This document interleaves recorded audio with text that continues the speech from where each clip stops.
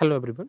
In this video session, we are going to cover schemes and campaigns that has been basically launched by the central government. Okay, of the month of October, and also we will include further the month of November current affairs in it. तो अक्टूबर और नवंबर की जो भी schemes आई हैं, reports आई हैं, कोई भी not reports, schemes and campaigns, कोई भी अगर ऑपरेशंस चलाए गए हैं गवर्नमेंट के द्वारा, ये सब देखेंगे। शुरुआत करते हैं। देखिए, हम सफ़र पॉलिसी। अब आप इसके नाम से ही बता दो मुझे कि हम सफ़र का मतलब कौन होता है? कहते हैं ना कि हम सफ़र, हमारे साथ जो सफ़र करता है, तो हम सफ़र आप किससे करेंगे? ट्रक से करेंगे, या फिर आप किससे कर सकते हैं?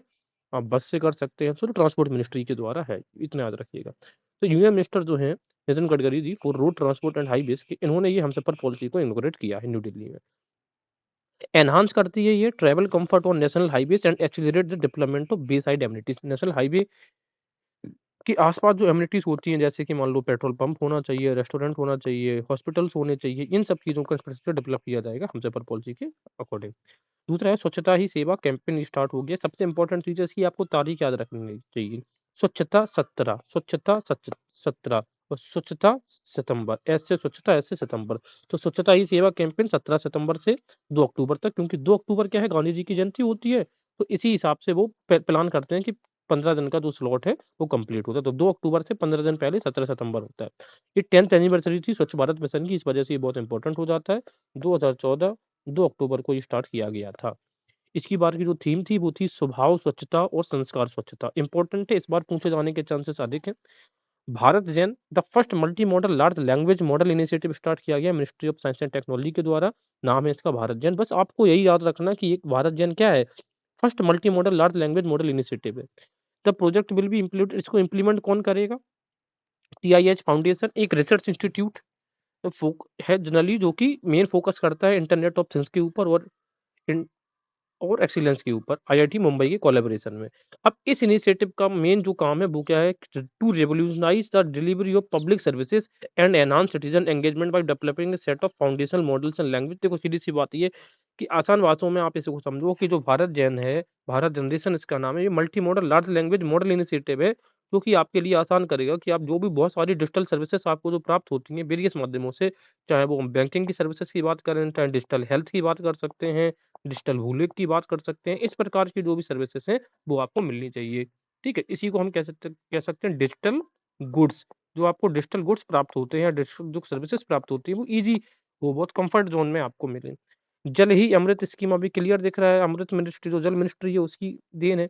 अब सबसे बड़ी बात है, ये जो एस्टेब्लिश किया जा रहा है वो under the Atal mission for rejuvenation and urban transformation AMRUT के द्वारा स्टार्ट किया जा रहा है। तो अमृत मिशन का जो संबंध है जनरली जो शहरों के अंदर बेसिक एमिनिटीज होती हैं, इंक्लूडिंग सीवेज वाटर ट्रीटमेंट, इन सब का आयोजन करना ही अमृत का मेन उद्देश्य है। ठीक है? इसमें ये कहा गया है, स्कीम के अंतर्गत जो वेस्ट वाटर प्लांट्स होंगे उनको क्लीन वाटर क्रेडिट्स, मतलब जो उनको भी रेटिंग दी जाएगी। जो भी कह सकते हैं कि आप फिल्ट्रेशन प्लांट्स होते हैं, वेस्ट वाटर ट्रीटमेंट प्लांट्स होते हैं, उनको रेटिंग दी जाएगी बिटवीन 3 टू 5 स्टार, जिससे पता चलेगा कि वो कितना अच्छा क्वालिटी से अपना काम कर पा रहे हैं। तो मेन चीज़ है reuse of good quality treated waste water के लिए हमने ये जल ही अमृत स्कीम को लॉन्च किया गया। National responsible tourism initiative and पर्यटन दीदी। अब पर्यटन दीदी, देखो अब हमें ये पता है कि जो टूरिज्म डे है वो मनाया जाता है हमारे यहाँ 27 सितंबर को। ठीक है? World tourism day. तो वर्ल्ड टूरिज्म डे 27 सितंबर को मनाया जाता है। इसी अवसर पर जो ministry of tourism government of India है उन्होंने लॉन्च किया है क्या? एक इनिशिएटिव, उसका नाम है पर्यटन मित्र और पर्यटन दीदी। अब तो पर्यटन मित्र और पर्यटन दीदी कितने डेस्टिनेशंस पे स्टार्ट किया गया है? तो आंसर इज 6। ये डेस्टिनेशन याद रखिएगा, मित्र और दीदी कौन-कौन सी है? उड़ीसा हमें पता है, मध्य प्रदेश राजा राम के लिए फेमस है ये। यहाँ पर एकमात्र जगह है जहाँ भगवान को, मतलब भगवान राम को राजा राम के तौर पे पूजा जाता है, राजा के तौर पे। गंडीकोटा आंध्र प्रदेश में है, बोध गया बिहार में, आइजल मिज़ोरम की है और जोधपुर राजस्थान और श्री विजयपुरम अंडमान निकोबार आइलैंड्स। ये याद रखना, अंडमान निकोबार आइलैंड्स का नया नाम करके उन्होंने क्या रखा है? श्री विजयपुरम रखा है। अच्छा, अब इसमें याद रखना यूपी, जो पर्यटन मित्र और पर्यटन दीदी है, यूपी का कोई भी साइट से यहाँ पे देखने को नहीं मिलता है। आगे हम बात करेंगे, एक इनिशिएटिव है लखपति दीदी, हमें यहाँ पर दिख रहा है। ठीक है? अब ये क्यों, या लखपति दीदी क्यों ये चर्चा में आया? क्योंकि 15 अगस्त 2023 को प्रधानमंत्री मोदी जी ने इस चीज़ की घोषणा करी थी कि हमें लखपति दीदी बनानी है। अब ज़रा ये देखते हैं, लखपति दीदी का मतलब ये है कि एक महिला तो 1 लाख रुपए जिसकी एनुअल सैलरी कम से कम उसकी कमाई होनी चाहिए, उसको लखपति दीदी कह रहे हैं। इनिशियली ये टारगेट था 2 करोड़ का, इनिशियली इनको 2 करोड़ बनाना था, लेकिन अब ये टारगेट जो हो गया वो कितना हो गया 3 करोड़ का इन्होंने कर दिया है। लखपति दीदी का सम्मेलन महाराष्ट्र में के जलगाँव में हुआ था 25 अगस्त 2024 को, यहाँ पर ये बहुत इम्पोर्टेंट है। अच्छा, अब लखपति दीदी क्या है, एक सेल्फ हेल्प ग्रुप मेंबर हैं जो कि अर्न करती हैं, एनुअल हाउसहोल्ड इनकम कितनी होनी चाहिए उनकी 1 लाख रुपीज़। अब ये इम्पोर्टेंट है कि उनकी इनकम कम कैलकुलेट कैसे करी जाएगी, तो calculated for least 4 agricultural season, तो 4 कृषि के सीज़न होते हैं, कम से कम उनको जोड़ा जाना चाहिए। अब 4 कृषि के सीज़न कौन-कौन से होते हैं? एक रबी का होता है, खरीफ होता है और ज़ैद होता है। फिर आ जाएगा रबी, है ना? रबी की फसल। तो ये ऐसे 4 सीज़न को काउंट करके जब उनका 1 लाख जोड़ना चाहिए। ठीक है? तो 1 लाख रुपए अगर होता है, इस तरीके से हम देखा जाएगा। With an average monthly income exceeding rupees 10,000 और सीधी-सी बात है, मंथली इनकम उनकी 10,000 होनी चाहिए। ऐसा नहीं हो कि एक महीने में तो मतलब मान लो 5,000 आ रहा है, किसी महीने में 25,000 आ रहा है, किसी में 2,500 आ रहा है, किसी में 30,000 आ रहा है ना। हर महीने में एटलीस्ट इनकम 10,000 प्लस होनी चाहिए, उन्हीं को लखपति दीदी के तौर पे माना जाएगा। लखपति दीदी जो रहेंगी इनिशिएटिव फैसिलिटेट्स करता है डाइवर्सिफाइड लिवलीहुड, यानी कि बहुत अलग-अलग तरीकों से आप अपना जीवन उपार्जन कर सकते हैं। जैसे कि इसमें बहुत सारी गवर्नमेंट या डिपार्टमेंट की जो मिनिस्ट्रीज़ की स्कीम्स है वो उनका सबको कन्वर्जेंस हुआ है। जैसे कि सपोर्ट ऑन एसेट्स फाइनेंस में सपोर्ट मिलेगा, मार्केटिंग के लिए, टेक्नोलॉजी के लिए, इम्प्लीमेंटेशन और मॉनिटरिंग हर एक लेवल पर इसकी की जाएगी। इसके अलावा फाइनेंशियल सपोर्ट जो अवेलेबल होता है किसको सेल्फ हेल्प ग्रुप को वो ये है, कैपिटलाइजेशन सपोर्ट क्या हुआ 20,000 से 30,000 पर एलिजिबल सेल्फ हेल्प ग्रुप को ये प्रत्येक सेल्फ हेल्प ग्रुप को ये रिवॉल्विंग फंड दिया जाता है कितना 20,000 से 30,000 पर एलिजिबल सेल्फ हेल्प ग्रुप पर दीदी को नहीं है, सेल्फ हेल्प ग्रुप को है, ठीक है? एसएचजी को है। The process of inter lending and to enable them to meet the immediate credits need, ठीक है?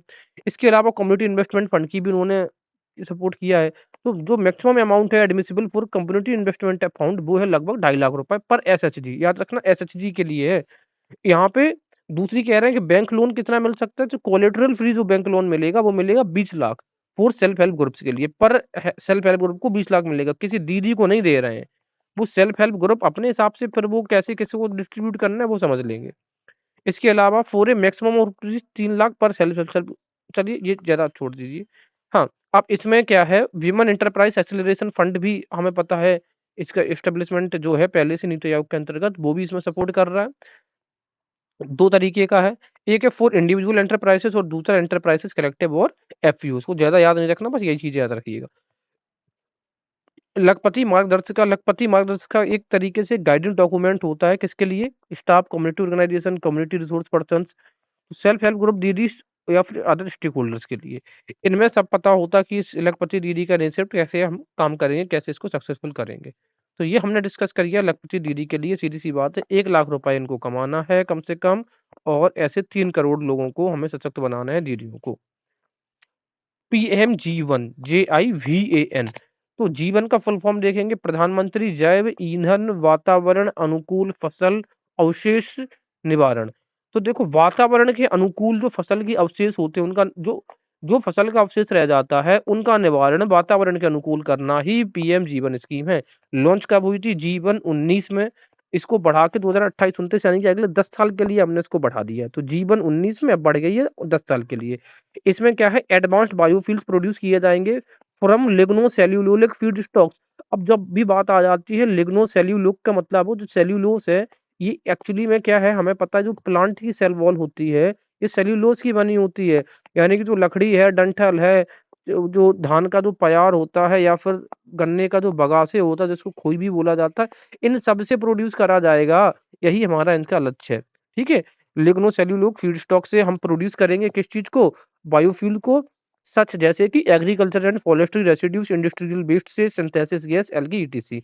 अब जब हमने पीएम जीवन की बात करी तो लगे हाथ टाइप ऑफ फ्यूल्स कौन-कौन से होते हैं ज़रा उनको देख लेते हैं।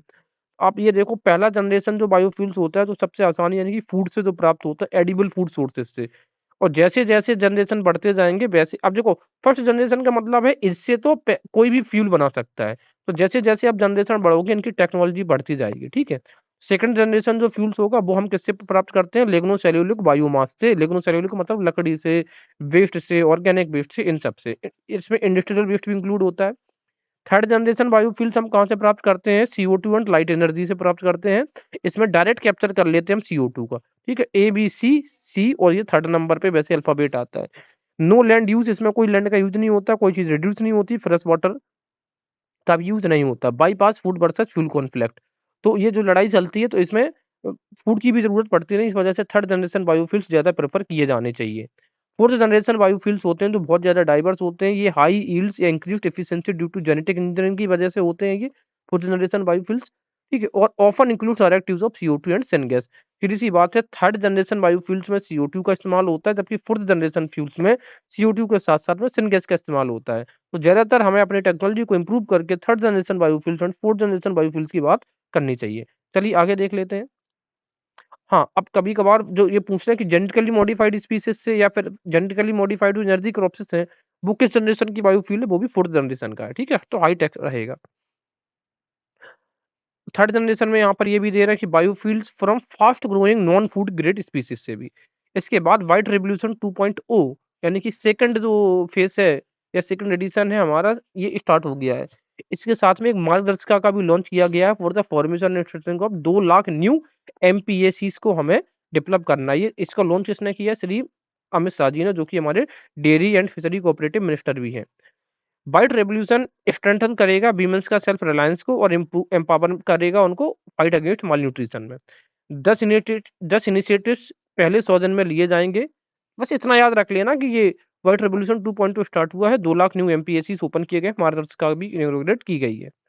Once 2 lakh primary cooperative societies are registered, there will not be a single panchayat in the country where there is no PSCs, dairy और फिशरीज और कोऑपरेटिव। सीधी सी बात ये है, इसका लक्ष्य ये भी होगा कि क्या, कि कंट्री के हर एक पंचायत में एक ना एक डेयरी या फिर फिशरीज कोऑपरेटिव पक्का होना चाहिए। तो कह रहे हैं कि अगर आपने 2 लाख ओपन कर दिए हर जगह पर, यानी कि डिफरेंट एरियाज पे, तो पूरे भारत के हर एक पंचायत में ये डेयरी या फिर फिशरीज ओपन हो जाएगा। कोऑपरेटिव डेयरीज की बात कर रहे हैं।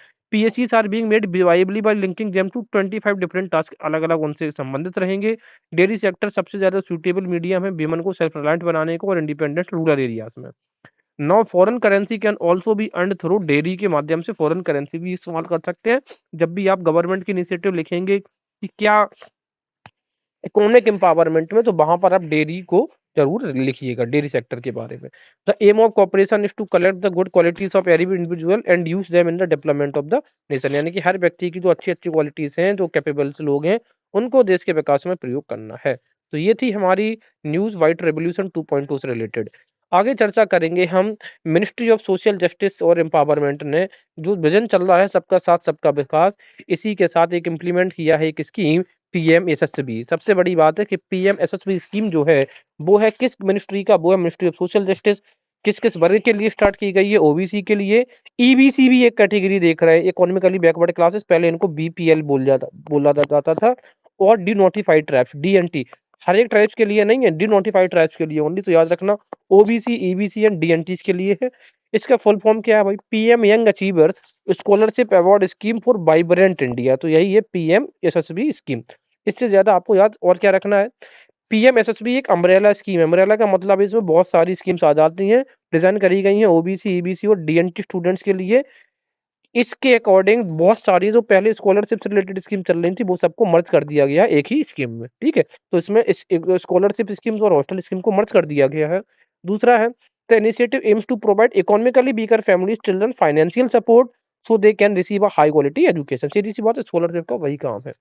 अगला स्कीम जो देखने को मिलेगा वो 25 मिलियन यूएस डॉलर का pandemic fund project union minister Shri Rajiv Ranjan Singh ने लॉन्च किया है। इसका जो मेन काम होगा वो होगा पैंडेमिक फंड प्रोजेक्ट में क्या है, स्ट्रेंथन करना है, मजबूत करना है पशु स्वास्थ्य को, एनिमल हेल्थ सिक्योरिटी इन, पशु स्वास्थ्य जो सिक्योरिटी है उसको। तो कितने, इसका कॉर्पस टोटल कितना है? 25 मिलियन यूएस डॉलर। इसकी जो अप्रोच है वो है वन हेल्थ अप्रोच के अकॉर्डिंग इसको लॉन्च किया गया है। लॉन्च किसने किया? Ministry of fisheries animal husbandry and dairy launch ने किया है। 25 मिलियन इनिशिएटिव फंड है और फंडेड किया गया है इसको G20 पेंडेमिक फंड के द्वारा। ये बहुत इंपॉर्टेंट हो जाता है, तो याद रखना पेंडेमिक फंड प्रोजेक्ट। गवर्नमेंट ने जो समर्थ स्कीम थी टेक्सटाइल सेक्टर्स के लिए, उसको मार्च 2026 तक बढ़ा दिया है। समर्थ का फुल फॉर्म था scheme for capacity building for textile sector. अब ये है कि एक्सपेक्ट कर रहा है कि इसमें से 3 लाख लोगों को एम्प्लॉयमेंट मिलेगा with an outlay of 495 crore. But Samarth के बारे में आप इतना ही याद रखिए, और ज्यादा कुछ याद रखने की बहुत ज्यादा कुछ आवश्यकता नहीं है कि समर्थ किस रिलेटेड स्कीम है, कौन सी मिनिस्ट्री। समर्थ है तो सीधी सी बात है, टेक्सटाइल मिनिस्ट्री की बात करी जा रही होगी। अब कई बार एग्जाम में ये सेंट्रल वूल डेवलपमेंट बोर्ड कब बना था या फिर सेंट्रल सिल्क बोर्ड कब बना था, ये थोड़ा आप देख के जाइए अगर आप यूपी पीसीएस या फिर यूपी आरओ टाइप के एग्जाम आप दे रहे हैं। इसके अलावा नेशनल प्रोग्राम ऑन आंगनवाड़ी कम कृषि, ये पालना करके एक प्रोग्राम चलाया गया है। इसमें क्या किया गया है, असल में इसको बजट जो इस बार का प्रस्तुत हुआ था उसमें पालना की बात करी गई थी। ये रिवाइज किया गया अंडर मिशन शक्ति। मिशन शक्ति एक तरीके से कह सकते हैं कि अम्ब्रेला मिशन है, जो वेरियस स्कीम्स और प्रोग्राम के थ्रू महिला इम्प्लीमेंटेशन सॉरी विमेन एम्पावरमेंट को इंश्योर करता है। इसमें 17,000 कृषि प्लान किए जाएंगे, 5,222 अब तक अप्रूव हो चुके हैं। तो टोटल कितने अप्रूव किए जाने हैं, 17,000। इससे वीमेंस का जो पार्टिसिपेशन है वर्क फोर्स में बढ़ेगा, क्योंकि उनमें काम करने में आसानी होगी कृषि में। तो ठीक है, तो ये कृषि आपको ये उम्मीद करके चलता हूँ कि कृषि आपको पता है कि कृषि क्या होता है। एमएसएमई जो मिनिस्ट्री है उन्होंने लॉन्च किया 3 सब schemes under ramp.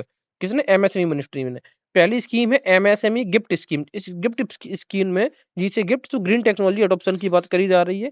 MSE SPICE scheme में स्पाइस में सी से सर्कुलर इकोनॉमी प्रोजेक्ट्स की बात करी जा रही है। MSME MSE MSME ODR scheme में, तो इसमें जो एम है ओडीआर है, इसमें AI based solutions for delayed payments की बात करी जा रही है। तो याद रखना रैंप में 3 स्कीम्स हैं, एमएसएमई गिफ्ट सिटी, गिफ्ट से जी से गिफ्ट, जी से ग्रीन टेक्नोलॉजी, स्पाइस में सी से सर्कुलर इकोनॉमी, एमएसएमई ओडीआर में AI based solutions for delayed payments. अब हम जरा बात कर रहे हैं प्रधानमंत्री मोदी जी का जो अटल इनोवेशन मिशन है, जिसकी शुरुआत कब हुई थी, 2016 में। इसी को नीति आयोग के अंदर ये चल रहा था। अब इसको और एक्सटेंड कर दिया है हमने, 31 मार्च 2028 तक के लिए इसको एक्सटेंड कर दिया गया है। और बजट एलोकेट किया गया इसके लिए 2750 करोड़, 2750 करोड़ इसके लिए बजट एलोकेट किया गया। तो इतना याद रखना है आपको भाई कि ये स्टार्ट कब हुआ था अटल इनोवेशन मिशन, और एक्सटेंड कब तक के लिए कर दिया गया है, और इसका बजट याद रख सकते हो 2750 करोड़, तो बहुत अच्छी बात है। 4 प्रोग्राम्स इसमें इंक्लूड किए गए हैं। कौन-कौन से प्रोग्राम है? पहला प्रोग्राम है ह्यूमन कैपिटल डेवलपमेंट प्रोग्राम, मानव विकास संसाधन। दूसरा है the deep tech reactor program. तीसरा है द स्टेट इनोवेशन मिशन को भी इसमें इंक्लूड किया जाएगा। और चौथा है the international innovation collaborations program भी रहेगा। इसके अलावा 2 programs target improving the quality of output jobs की भी बात कर रहे हैं। तो इतना बहुत ज़्यादा डिटेल्स पढ़ने की आपको ज़रूरत नहीं है। ये वाली चीज़ें बस याद रख लो, इसी से आपका काम हो जाएगा। अब हम बात करते हैं नवंबर महीने के करंट अफेयर्स की। PM Vidya Lakshmi scheme start हुई है। तो विद्या लक्ष्मी, तो विद्या से पता चल रहा है एजुकेशन मिनिस्ट्री की स्कीम है। ये उन top quality higher education institutes पे अलाउ होगी जो एनआईआरएफ रैंकिंग में अच्छा मार्क्स लेकर आते हैं, जो स्टार्ट होते हैं लगभग 860 एलिजिबल क्यूएचईआई इंडेक्स स्कोर्स के साथ में। ठीक है, जो इसको 22 लाख स्टूडेंट्स को ये कवर करेगी पीएम विद्या लक्ष्मी। और इसमें क्या है, जो लोग इन संस्थानों में पढ़ रहे होंगे, इनको कोलेटरल फ्री और गारंटी फ्री लोन प्रोवाइड किया जाएगा from banks and financial institutions के माध्यम से। इसके बाद आता है वन नेशन वन सब्सक्रिप्शन की स्कीम है। तो जो लोग रिसर्च करते हैं उन्हें इस प्रकार की स्कीम की बहुत आवश्यकता थी, रिसर्च पीएचडी वगैरह के लिए।